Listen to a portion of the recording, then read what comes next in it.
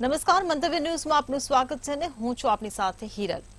જામનગરમાં આહિર પરિવારના સામૂહિક આપઘાત કેસમાં નવો વળાંક આવ્યો છે, જેમાં પોલીસે વિશાલ જાડેજા અને વિશાલ પ્રાગડા વિરુદ્ધ ફરિયાદ નોંધી છે। વિશાલ પ્રાગડા પાસેથી મૃતકને 5,53,000 લેવાના હોય જે ન આપતા પરિવાર ચારેય તરફથી ભીસ અનુભવતા આ પગલું ભર્યું હોવાનું સામે આવ્યું છે। આરોપીઓએ 20 લાખ કઢાવવા લખાણ લખાવ્યું હતું। આપઘાતના કેસમાં જિલ્લા પોલીસ વડા નીતિશ પાંડે દ્વારા એસઆઈટીની રચના કરવામાં આવી છે। પોલીસે 2 શખ્સોની ધરપકડ કરીને વધુ કાર્યવાહી હાથ ધરી છે।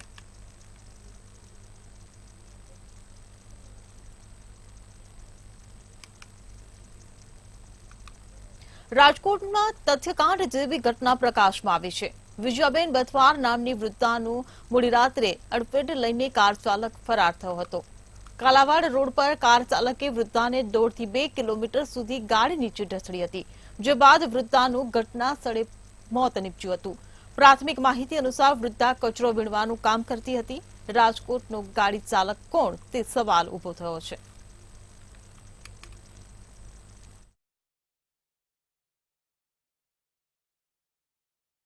એમને ટક્કર મારી અને એમનો 1.5 થી 2 કિલોમીટર સુધી લઈ ઢસડેલ હોવાનું ફરિયાદીએ જણાવેલ છે। તો એમની તપાસના કામે અત્યારે રાજકોટ તાલુકા પોલીસ સ્ટેશનમાં ભારતીય ન્યાય સંહિતાની કલમ 281, ભારતીય ન્યાય સંહિતાની કલમ 106(1) હેઠળ ગુનો દાખલ કરવામાં આવેલ છે અને લાશનું ઇન્ક્વેસ્ટ કરી પંચનામું કરવામાં આવેલ છે અને પીએમ માટે હોસ્પિટલમાં મોકલવામાં આવેલ છે અને ગાડીની તપાસ કરતા આ ગાડીના માલિક સતીશભાઈ કાંતિલાલ સિંગલ હતા। રાજકોટમાં કાલાવાડ રોડ પર હિટ એન્ડ રનનો મામલો સામે આવ્યો છે। વૃદ્ધાને અડફેટે લઈને વાહન ચાલક ફરાર થયો હતો। નબીરાએ વૃદ્ધાને 4 કિલોમીટર સુધી ગાડી નીચે ઢસડી હતી, જે બાદ વૃદ્ધાનું ઘટના સ્થળે મોત નીપજ્યું હતું। ત્યારે આ મામલે પોલીસ તપાસ કરવામાં આવી હતી। કારનો માલિક સતીશ સિંધવ હોવાનું તપાસમાં સામે આવ્યું છે। સતીશે તેના બનેવી જયેશ દવેરાને કાર ચલાવવા આપી હતી, તો સીસીટીવી આધારે કાર્યવાહી શરૂ કરવામાં આવી છે।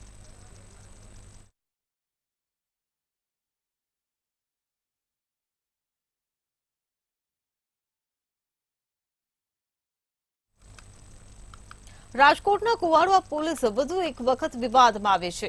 કુવાડવા પોલીસે કસ્ટોડિયલ ડેથ છુપાવી હોવાના પુત્રએ આક્ષેપ કર્યા છે। ગૌરીદળ ગામ ખાતે અમરસિંહ સીતાપરા સિક્યુરિટીમાં નોકરી કરતા હતા। ગૌરીદળ ખાતે માથાકૂટ થતા પોલીસ તેઓને લઈ ગઈ હતી, જે બાદ બીજા દિવસે અમરસિંહ અર્ધબેભાન હાલતમાં મળતા હોસ્પિટલ ખસેડવાયા હતા। ત્યારે 6 દિવસ સારવાર બાદ અમરસિંહનું મોત નીપજ્યું હતું। ત્યારે આ સમગ્ર મામલે પરિવારે પોલીસ પર ટોર્ચરના આક્ષેપ કર્યા છે। કોર્ટમાં અમે ગયા હતા ન્યાય માટે। કોર્ટે હુકમ કર્યો છે કે આની તપાસ થવી જોઈએ અને આનો ગુનો દાખલ થવો જોઈએ।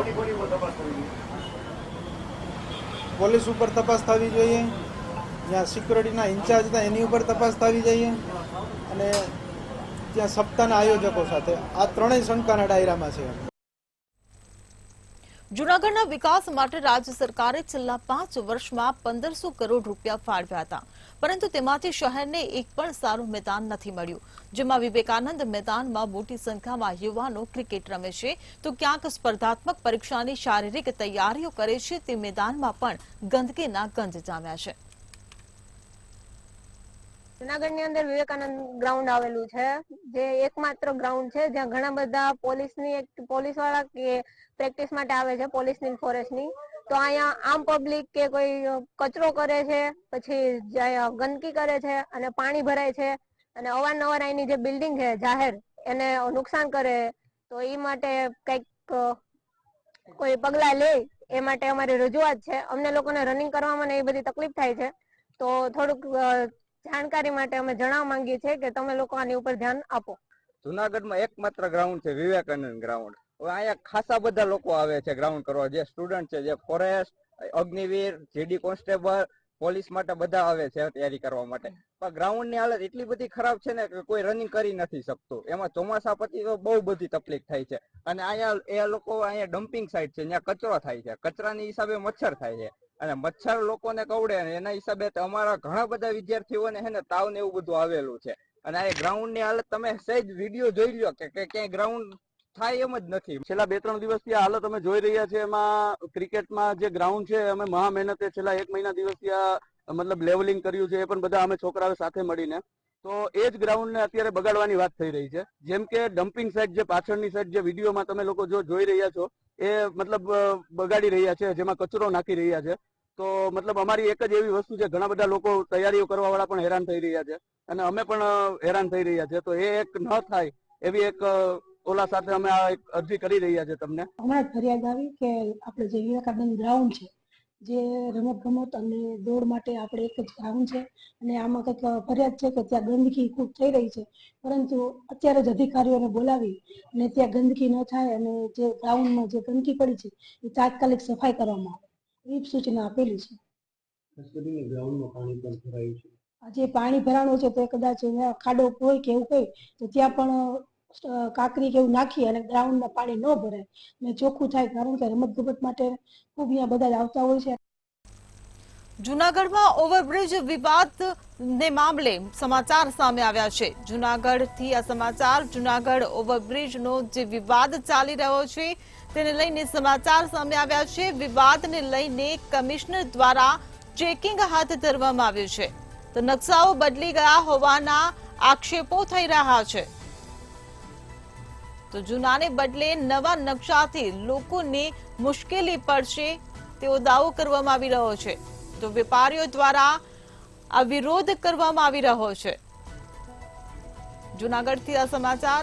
જૂનાગઢમાં ઓવરબ્રિજની જે જૂની ડિઝાઇન હતી તે જૂની ડિઝાઇન મુજબ ઓવરબ્રિજ બનાવવા માટે માંગ કરવામાં આવી રહી છે. તો કમિશનર દ્વારા સ્થળ નિરીક્ષણ કરવામાં આવ્યું, તો નકશાઓ બદલી ગયા હોવાના પણ આક્ષેપો થઈ રહ્યા છે. ત્યારે જૂનાને બદલે નવા નકશાથી લોકોને મુશ્કેલી પડશે તેવો દાવો કરવામાં આવી રહ્યો છે. તો વેપારીઓ દ્વારા વિરોધ કરવામાં આવી રહ્યો છે.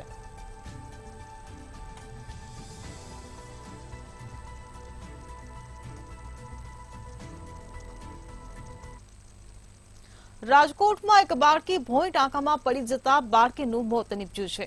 રાજકોટથી આ સમાચાર. રાજકોટમાં બાળકી ભોંય ટાંકામાં પડી જતા બાળકીનું મોત નીપજ્યું છે. તો કોમ્પ્લેક્સની આ ઘટના છે જે પ્રકાશમાં આવી છે. ત્યારે 12 મહિનાની બાળકી ભોંય ટાંકામાં પડી જતા બાળકીનું મોત નીપજ્યું છે. તો મજૂર પરિવાર વરસાદને કારણે પાર્કિંગમાં આ મજૂર પરિવારે આશરો લીધો હતો, ત્યારે 12 મહિનાની બાળકીનું મોત નીપજ્યું છે. તો ભોંય ટાંકામાં પડી જતા 12 મહિનાની બાળકીનું મોત નીપજ્યું છે. રાજકોટથી આ સમાચાર. રાજકોટમાં એક બાળકી ભોંય ટાંકામાં પડી જતા બાળકીનું મોત નીપજ્યું છે. કોમ્પ્લેક્સની આ ઘટના છે. ત્યારે 12 મહિનાની બાળકી ભોંય ટાંકામાં પડી જતા બાળકીનું મોત નીપજ્યું છે. તો મજૂર પરિવાર વરસાદને કારણે પાર્કિંગમાં આશરો લીધો હતો, ત્યારે 12 મહિનાની બાળકીનું ભોંય ટાંકામાં પડી જવાને કારણે મોત નીપજ્યું છે. રાજકોટથી આ સમાચાર. રાજકોટમાં એક બાળકીનું ભોંય ટાંકામાં પડી જવાને કારણે મોત નીપજ્યું.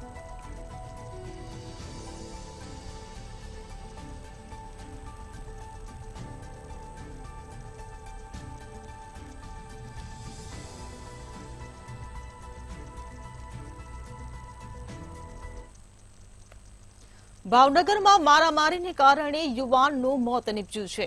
ભાવનગરથી આ સમાચાર. ભાવનગરમાં મારામારીમાં ઇજાગ્રસ્ત યુવાનનું મોત નીપજ્યું છે. તો વડવા નેરામાં એક યુવાન પર 3 શખ્સોએ હુમલો કર્યો હતો, ત્યારે ઇજાગ્રસ્ત યુવાનનું સારવાર દરમિયાન મોત નીપજ્યું છે. તો યુવકનું મોત નીપજતા પોલીસે હત્યાની કલમ ઉમેરી ગુનો નોંધ્યો. તો વડવા નેરામાં એક યુવાન પર 3 શખ્સો દ્વારા હુમલો કરવામાં આવ્યો હતો, જેમાં યુવાન ઇજાગ્રસ્ત થયો હતો, ત્યારે સારવાર દરમિયાન યુવાનનું મોત નીપજ્યું છે. ભાવનગરથી આ સમાચાર. મારામારીમાં ઇજાગ્રસ્ત યુવાનનું મોત નીપજ્યું.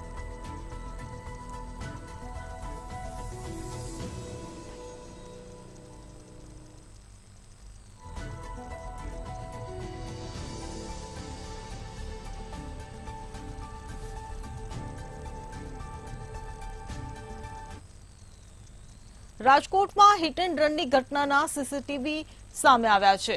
રાજકોટથી આ સમાચાર. હિટ એન્ડ રનની ઘટનાના સીસીટીવી ફૂટેજ સામે આવ્યા છે. ત્યારે કણકોટ નજીક હિટ એન્ડ રનની જે ઘટના ઘટી હતી તેના સીસીટીવી ફૂટેજ હવે સામે આવ્યા છે. ગઈકાલે રાત્રે 12 વાગ્યાની આસપાસ આ હિટ એન્ડ રનની ઘટના ઘટી હતી. ત્યારે વૃદ્ધાને 2 કિલોમીટર સુધી ઘસડી અકસ્માત સર્જવામાં આવ્યો હતો. ત્યારે કાર ચાલક ઘટનાને અંજામ આપીને ઘટના સ્થળ પરથી ફરાર થઈ ગયો હતો. ત્યારે આ ઘટનાના સીસીટીવી ફૂટેજ પણ સામે આવ્યા છે, જે આપ સ્ક્રીન પર નિહાળી શકો છો.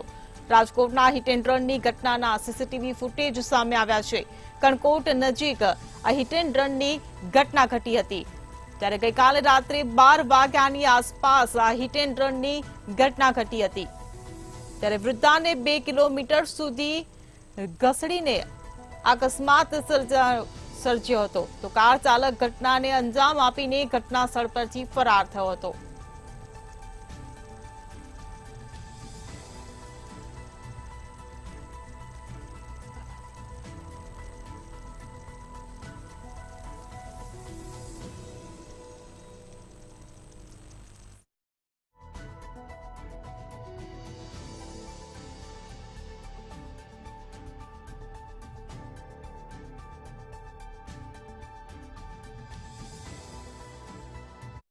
જૂનાગઢમાં Gujarat medical education and research society દ્વારા ફી વધારા મામલે નોટિફિકેશન જાહેર કરવામાં આવ્યું હતું, જેમાં રાજ્યની 13 GMERS કોલેજોમાં ફી વધારો કરવામાં આવ્યો છે.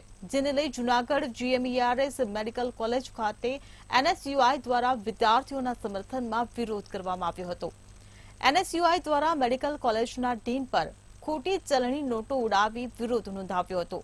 ત્યારે સરકાર વહેલી તકે આ ફી વધારો પરત લે તેવી વિદ્યાર્થીઓએ માંગણી કરી હતી. મેં એક ડ્રોપ લીધો હતો અને ડ્રોપ લેવાનું કારણ એ જ હતું કે મને ગવર્મેન્ટ GMERS માં સીટ મળે, પણ આજે તોતિંગ ફી વધારો થયો છે એની કારણે અમારે જાવું ક્યાં? અમે પહેલી વાર આ વખતે સરકારને વોટ આપ્યો ઈ ભરોસાથી કે અમારો કઈક ફાયદો થશે, પણ આ શું ચાલે છે? અમારો ભરોસો ગયો ક્યાં? જો આવું જ ચાલશે તો આગળના જે આવે છે યુથ આવે છે, જે જનરેશન આવે છે, એનું શું થશે? તે જ અંતર્ગત જુનાગઢ ખાતે મેડિકલ કોલેજના ડીનને અમે ખોટી નોટો આપી અને એક વિરોધ પ્રદર્શન કર્યું હતું કે તાત્કાલિકપણે કેન્દ્ર સરકાર રાજ્ય સરકારને જગાડે, રાજ્ય સરકારને વિનંતી કરે કે વિદ્યાર્થીઓને આ જે ફી વધારો છે અસહ્ય છે અને વિદ્યાર્થીઓ તેને પહોંચી શકે એમ નથી. એના અંતર્ગત અમે ખોટી નોટો આપી અને કીધું હતું કે આ નોટો જે વિદ્યાર્થીઓ અને વાલીઓ ફી ભરી શકે એમ નથી એ અમે તમને અર્પણ કરીએ છીએ અને તાત્કાલિક ફી વધારો પાછો ખેંચવામાં આવે. જામનગરમાં મહાનગરપાલિકાના સિટી ઇજનેરને ધમકી આપનાર પૂર્વ કોર્પોરેટર ઝડપાયો છે. જામનગર મહાનગરપાલિકાના સિટી ઇજનેર ભાવેશ જાનીને કોર્પોરેટર સમજુબેન પારિયાના પતિ તેજસી ઉર્ફે દીપુ પારિયાએ વોર્ડ નંબર 7ની ઇમ્પેક્ટ ફીની ફાઇલ ક્લિયર કરી આપવા માટે ધમકી અને દર મહિને 1 લાખનો હપ્તો આપવો પડશે તેમ કહ્યું હતું. ત્યારબાદ ઇજનેરના શર્ટનો કાટલો પકડી હત્યાની ધમકી અને ખોટા એટ્રોસિટીના કેસમાં ફસાવી દેવાની પણ ધમકી આપવામાં આવી હતી. ત્યારે આ મામલે પોલીસ ફરિયાદના 3 માસ બાદ આરોપી ઝડપાતા તેની ધરપકડ કરી ઘટનાનું રિકન્સ્ટ્રક્શન કરવામાં આવ્યું હતું. જામનગરના મ્યુનિસિપાલિટી કોર્પોરેશનના અધિકારીને માર્ચ મહિનાના 26 તારીખ આસપાસ એક બનાવ બનેલો હતો. તેમાં એક જે વ્યક્તિ છે તેજસી ઉર્ફે દીપુ વાલજીભાઈ પારિયા, તેમના દ્વારા એક ફાઇલ ક્લિયર કે જે ઇમ્પેક્ટ ફી બાબતની ફાઇલ હતી, એ ફાઇલ ઇલીગલી ક્લિયર કરવા માટે ધાક ધમકી આપેલી હતી, ગાળાગાળી કરેલી હતી, જાનથી મારવાની ધમકી આપેલી હતી, તેમજ ખંડણી માંગી હતી અને ખોટા કેસોમાં ફસાવી દેવાની બાબતની પણ એને વાત કરેલી હતી. આ તમામ બાબતનો ગુનો Jamnagar city A division police સ્ટેશનમાં નોંધાયો હતો. ભાવનગર મહાનગરપાલિકાના કમિશનર ઉપાધ્યાયની સૂચનાથી શહેર વિસ્તારમાં ટ્રાફિકના અનેક દબાણો દૂર કરવામાં આવી રહ્યા છે. મહાનગરપાલિકાના એસ્ટેટ વિભાગની દબાણ હટાવ સેલ દ્વારા શહેરના મુખ્ય બજાર સહિત વિવિધ વોર્ડમાં દબાણ કરનાર સામે લાલ આંખ કરી હતી. તેમજ પાકા બાંધકામો તોડી નાખવામાં આવ્યા છે. જ્યારે 3 મહિનાની 3000 જેટલા કાચા પાકા દબાણો દૂર કરવામાં આવ્યા છે. સરસામાનની સામે મહાનગરપાલિકા પેનલ્ટી વસૂલે છે. પાલિકા દ્વારા 3 મહિનામાં માલની છોડાવવામાં 11,50,000 રિકવરી કરવામાં આવ્યા હતા.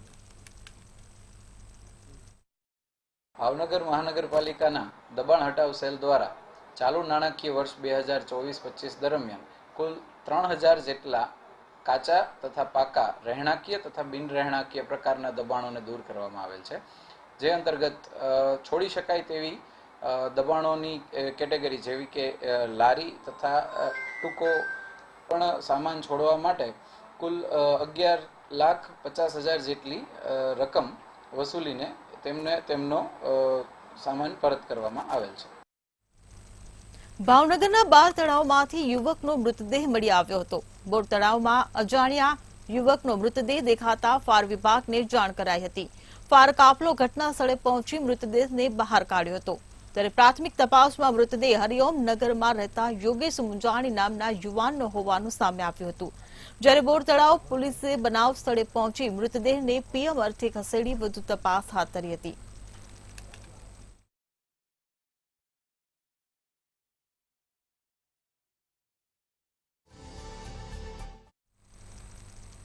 અમરેલી ખાંભા શહેર સજ્જડ બંધ કરવામાં આવ્યું છે. ખાંભા નજીક આવેલા હનુમાન ગાળા બંધ કરવાથી રોષ જોવા મળ્યો છે. પાંડવો વખતથી ગાઢ જંગલમાં આવેલ હનુમાન ગાળા બંધ કરવાની વન વિભાગની નીતિ સામે ભાવિ ભક્તોમાં રોષ જોવા મળી રહ્યો છે. તો શ્રદ્ધાળુઓ અને વેપારીઓ ખાંભા શહેર બંધ રાખીને તંત્ર સામે વિરોધ કરી રહ્યા હતા. ખાંભા શહેરના રોજગાર ધંધા બંધ રાખીને શ્રદ્ધાળુઓ વિરોધ નોંધાવ્યો હતો. ભક્તજનો અને શ્રદ્ધાળુઓ દ્વારા મામલતદારને આવેદનપત્ર આપવામાં આવશે.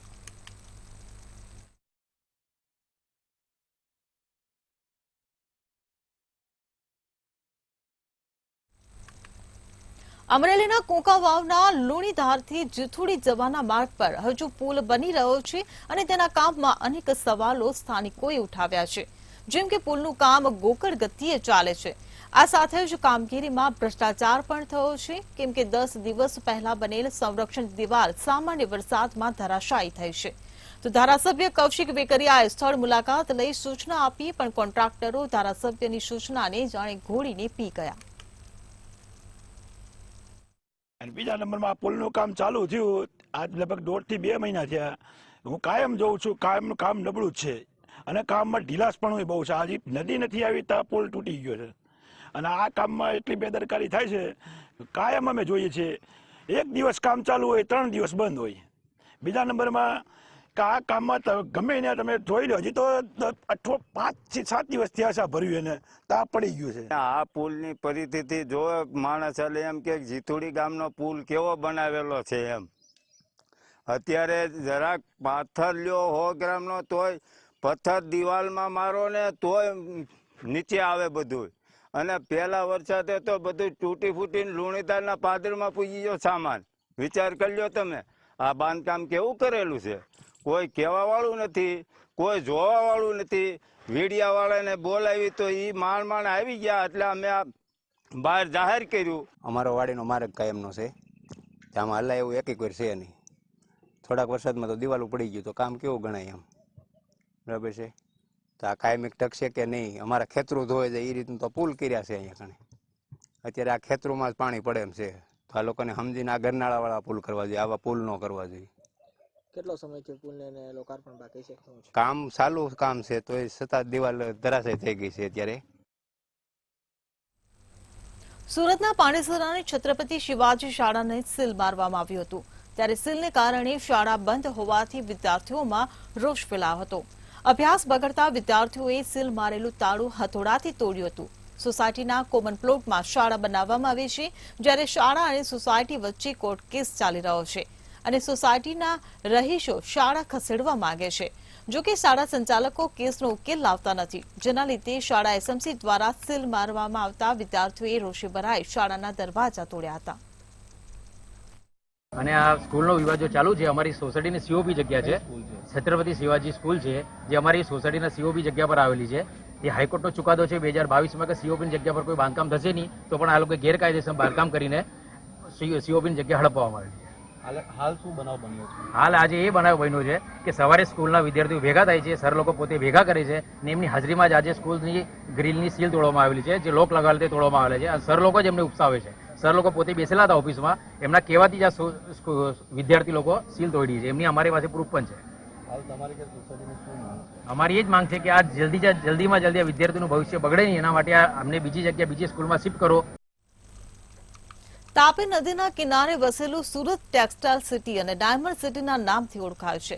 સુરતના ડાયમંડ વિશ્વભરમાં પ્રચલિત છે, ત્યારે સુરતના ડાયમંડ વેપારીએ વડાપ્રધાન નરેન્દ્ર મોદીને ભેટમાં આપવા માટે ડાયમંડ લેસર વડે વડાપ્રધાન નરેન્દ્ર મોદીનો ફેસ કંડારવામાં આવ્યો છે.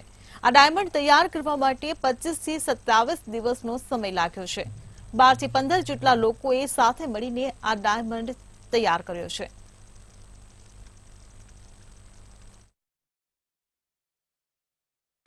અમારું ડાયમંડનું કામ છે, લેબગ્રોન ડાયમંડનું કામ છે, ઇકો ફ્રેન્ડલી ડાયમંડ છે. એટલે અમે મોદી સાહેબને ઇકો ફ્રેન્ડલી જે એમનું સપનું છે એ અમે ડાયમંડ પર એમની છબી સ્થાપિત કરીને એમને દર્શાવવા માંગીએ છીએ અને એમનું સપનું સાકાર કરવા માંગીએ છીએ. અમે એમને ગિફ્ટ આપવા માંગીએ છીએ. એટલા માટે જે મોદી સાહેબ પ્રત્યેનો પ્રેમ હતો એનાથી અમને એવો વિચાર આવ્યો કે ભાઈ નહીં, મોદી સાહેબને ગિફ્ટ આપવો છે એક ડાયમંડ બનાવીને એમ. સુરતમાં વિધવા મહિલા સાથે ફેસબુક મારફતે છેતરપિંડી આચરવામાં આવી હોવાની ઘટના સામે આવી છે. આરોપીઓએ ફરિયાદીને એક લિંક મોકલીને મોડેલિંગના કપડા પર લાઇક કરવાનો ટાસ્ક આપ્યો હતો. ફરિયાદીએ અલગ અલગ બેંક એકાઉન્ટમાં કુલ 19.79 લાખ રૂપિયા જમા કરાવ્યા હતા, પરંતુ તે લોકોએ પરત રૂપિયા ફરિયાદીને કર્યા ન હતા, જેથી ફરિયાદીએ સુરત સાયબર ક્રાઇમ બ્રાન્ચમાં છેતરપિંડીની ફરિયાદ નોંધાવી હતી. ત્યારે ફરિયાદના આધારે સુરત સાયબર સેલે 3 આરોપીની ધરપકડ કરી છે. ટાસ્ક ફ્રોડ ફરિયાદીને આપવામાં આવ્યો હતો, જે અંતર્ગત ફરિયાદી સાથે લગભગ 19 લાખ જેટલી મોટી રકમની છેતરપિંડી આચરવામાં આવી હતી. એમાં ફરિયાદીને અલગ અલગ પ્રકારના ટાસ્ક આપવામાં આવ્યા હતા, જેમાં મોડેલિંગના ફોટા અને એમ રિવ્યૂ કરવા માટે એમને એક લિંક મોકલવામાં આવી હતી અને એના બદલામાં એમને સારું એવું કમિશન મળશે એ પ્રકારની લાલચ આપવામાં આવી હતી. શરૂઆતમાં ફરિયાદીને 2450 જેટલા રૂપિયા એમને કમિશન આપીને એમને લાલચ આપીને લગભગ ત્યાર પછી અલગ અલગ બહાના હેઠળ 19,79,550 રૂપિયા જેટલી રકમ એમની પાસેથી ટાસ્ક ફ્રોડના ઓથા હેઠળ પડાવવામાં આવેલ હતી. સદર ગુનાની અંદર સુરત સિટી સાયબર સેલ દ્વારા 3 આરોપીઓની ધરપકડ કરવામાં આવી છે. સુરતને ડાયમંડ સિટીની ઓળખ આપનાર ડાયમંડ ઉદ્યોગ છેલ્લા 2 વર્ષથી ભારે મંદીનો સામનો કરી રહ્યો છે. ત્યારે આ મંદી સામે સુરત ડાયમંડ એસોસિએશન દ્વારા B2B ડાયમંડ એક્સપો એક્ઝિબિશનનું આયોજન કરવામાં આવ્યું છે. 12 થી 14 જુલાઈ સુધી એક્ઝિબિશન યોજાયું છે. ત્યારે મંદીમાં સપડાયેલા ઉદ્યોગકારો અને વેપારીઓને આ એક્ઝિબિશનથી વ્યાપારની અનેક આશા અપેક્ષાઓ જોવા મળી રહી છે. સુરત ડાયમંડ એસોસિએશન દ્વારા B2Bનું જે એક્ઝિબિશન આપણા સુરતને આંગણે થયું છે એ ખૂબ જ સરાહનીય છે, જેનાથી સુરતમાં જે ડાયમંડ બની રહ્યા છે દુનિયાના 90% એ ડાયમંડની પરખ કરવા માટે દેશ વિદેશથી જે બાયરો આવશે એમાં આપણા સુરતના ડાયમંડની ઓળખ સાથે સુરતની સાથે રિલેશન બંધાશે. એટલે આપણે આ તબક્કે સુરત ડાયમંડ એસોસિએશનને ખૂબ ખૂબ અભિનંદન અને ધન્યવાદ આપીએ. જય હિન્દ. સુરત ડાયમંડ એસોસિએશન દ્વારા લૂજ એટલે કે ડાયમંડના સ્ટોલ કરીને વિશ્વના તમામ બાયરો અહીંયા ખરીદવા માટે આવે, ત્યારે લેબગ્રોન ડાયમંડ અને રિયલ નેચરલ ડાયમંડ 10 ડાયમંડમાંથી 9 ડાયમંડ સુરતની અંદર જ્યારે એનું પ્રોડક્શન થતું હોય ત્યારે આજે એક બેસ્ટ ડેસ્ટિનેશન સુરત એ ડાયમંડ સિટી તરીકે ઓળખાઈ રહ્યું છે. અમરેલીનો હનુમાન મંદિરનો મામલો હવે સરકાર સુધી પહોંચ્યો છે. અમરેલીથી આ સમાચાર. હનુમાન મંદિરનો મામલો હવે સરકાર સુધી પહોંચ્યો છે. ત્યારે હનુમાન ગાળા મંદિરને ખાલી કરવા વન વિભાગ દ્વારા સૂચના આપવામાં આવી, તો રાજુલા ધારાસભ્યએ વનમંત્રી મુળુ બેરા સામે રજૂઆત કરી હતી. તો વનમંત્રીએ વન વિભાગને સૂચના આપી દીધી છે. હીરા સોલંકીનું આ નિવેદન.